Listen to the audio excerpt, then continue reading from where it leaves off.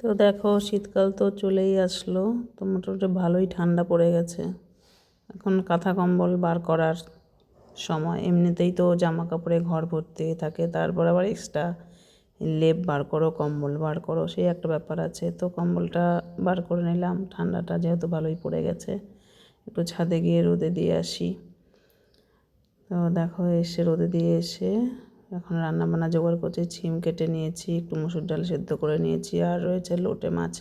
তো লোটে মাছটা এদিকে বসিয়ে দিয়েছি, একটু থোট হয়ে গেছে লোটে মাছটা, এখন থোটটাও বসিয়ে দিয়েছি। থোটটা হয়ে গেছে।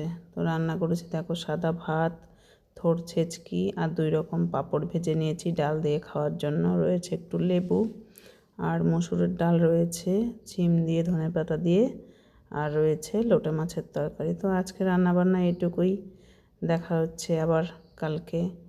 তো এই পর্যন্তই, টাটা।